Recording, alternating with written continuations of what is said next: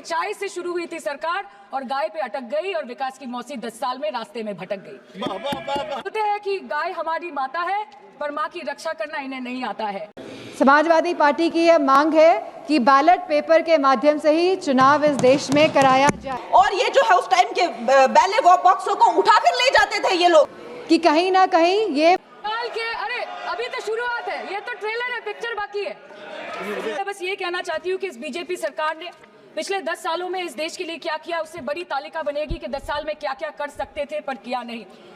2014 में जो लोग डाल रहे हैं, वोट डालने में भी इसका इफेक्ट होता है, तो इसे बंद करा जाए। The case that shook the nation के नाम से जाना जाता है, उस पर मैंने एक फिल्म भी बनाई हुई है।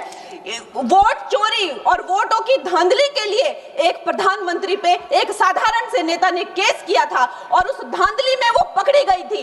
हर उनका जो आरोप है उसमें सच सिद्ध किया गया था और रातों रात उनको कुर्सी छोड़ने के लिए कहा गया था और रातों रात जो है उनको ये आदेश दिया गया था कि आगे इतने सालों तक आप कभी जो है वो चुनाव लड़ नहीं सकते। ये धांधलियां किसान मोदी है तो मुमकिन है सोच के और अच्छे दिन के ख्वाब देख के बीजेपी को वोट दे रहा था। आज 10 साल बाद वो बोलता है कि मोदी है तो नामुमकिन है, शायद अभी वो किसान है भी नहीं। तो इसीलिए मैं बोलना चाहती हूँ कि समय बड़ा महत्वपूर्ण होता है अध्यक्ष महोदय और बड़ा बलवान।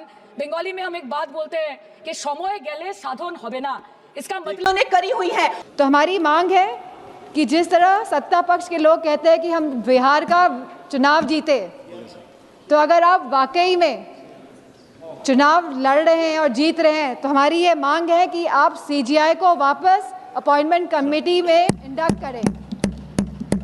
और जो आपने सुरक्षा कवच इलेक्शन कमीशन को दिया हुआ है, आप इस सुरक्षा कवच को भी हटाएं। और इसी के साथ समाजवादी पार्टी की यह मांग है कि बैलेट पेपर के माध्यम से ही चुनाव इस देश में कराया जाए। और जिस तरह के मॉनेटरी बेनिफिट्स जब चुनाव किसी राज्य में चल रहा है आप बैंक खातों में पहुंचा रहे हैं, तो मेरा यह मानना है कि कहीं ना कहीं ये वोट जो लोग डाल रहे हैं, वोट डालने में भी इसका इफेक्ट होता है, तो इसे बंद करा जाए। इन्हीं शब्दों के साथ मैं ये बात भी कहना चाहूँगी कि ये जो नागरिकता कानून है, जो ये एसआईआर जो ये लाया जा रहा है, इसे हटाया जाए, जिससे कि यही है कि अगर समय चला गया तो साधना नहीं होगी, अगर भक्त रूठ गए तो आराधना नहीं होगी। और 3 से 303 से 240 के आंकड़े बोलते हैं कि इस बार जो आप चले गए तो दोबारा लौटने की संभावना नहीं होगी। अरे उधर वाले बता इसमें बुरा क्या है, हवा के 4 झोंके अगर इधर से भी गुजर जाए तो। सर मैं धन्यवाद देना चाहती हूँ जादवपुर लोकसभा क्षेत्र के लोगों का, जिन्होंने मुझे भारी बहुमत से यहाँ पे जिता के भेजा और ये पैगाम दिया कि पश्चिम बंगाल में नफरत की रणनीति और धोखेबाजी की राजनीति नहीं चलेगी। कई मायनों में लोगों के वोटों का अधिकार सुरक्षित रह सके। धन्यवाद। अध्यक्ष महोदय जी, मैं आपकी बहुत धन्यवादी हूँ कि आपने मुझे चुनावी सुधारों पर बोलने का मौका दिया है, खासकर इसलिए क्योंकि मैं एक नई सांसद हूँ, मुझे दूसरों का नहीं पता उनका कैसा अनुभव रहा, लेकिन पिछला ये 1 साल मेरे लिए खासकर विपक्ष से रिलेटेड जो है बहुत ही ज्यादा चिंताजनक रहा है। एक तरह से ट्रॉमेटिक मैं इसे कह सकती हूँ। हर दिन इन्होंने यहाँ पे तमाशा किया है, हमारा दिल दहल जाता था इनको देखकर। एसआईआर ये वेल में उतर जाते थे। यहाँ पर इन लोगों ने डराना, धमकाना, धक्का मुक्की, ऐसा कोई इन्होंने किसी तरह की कोई बदतमीजी नहीं है जो एक भी दिन इन्होंने संसद भवन चलने नहीं दिया।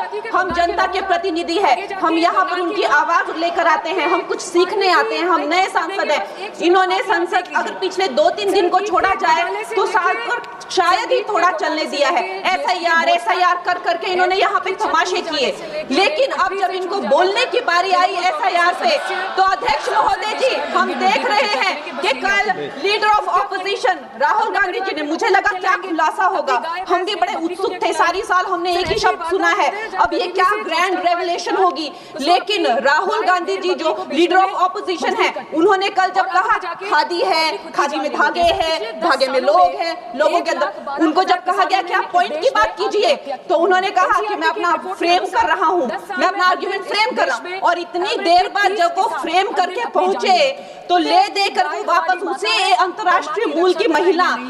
अध्यक्ष जी, मैं एक महिला होने के नाते आपसे रिक्वेस्ट करना चाहती हूँ कि every woman is entitled to her dignity. वो अंतर्राष्ट्रीय मूल की है, विदेशी महिला है, लेकिन उन्होंने कितनी बार आकर उन्होंने सोशल मीडिया पे कहा है कि मैं कभी भारत नहीं गई हूँ, मेरा हरियाणा चुनाव से कुछ लेना देना नहीं है। लेकिन फिर भी ये लोगों ने बिना किसी ठोस सबूत के उनका यहाँ पे फोटो बना के उन्होंने उनको उछाला, यहाँ पे उनकी तस्वीर उछाली यहाँ पर एवरी, और यहाँ पर ब्लैक कार्ड यूज करना भी अलाउ नहीं है। इन्होंने फिर भी नियमों का उल्लंघन किया।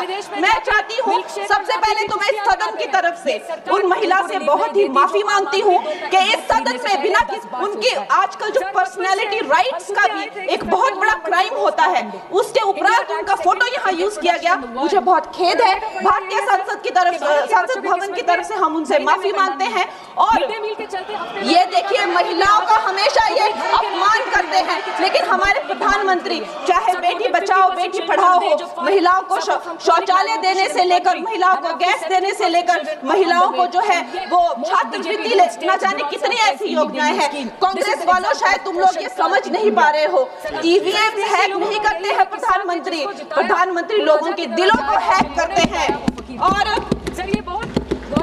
और ये लोग दुहाई देते हैं, ये लोग दुहाई देते हैं कि वो जो पुराने जमाने के दकियानूसी, वो जो चिट कागज पे लिखकर जो मतदान होता था वो सबसे अच्छा था। ये लोग भूल गए वो दिन, आप लोग भूल गए वो दिन। इंदिरा गांधी वर्सेस राज नारायण का केस, उसको जो है इतिहास में the case that shook the nation के नाम से जाना जाता है। उस पर मैंने एक फिल्म भी बनाई हुई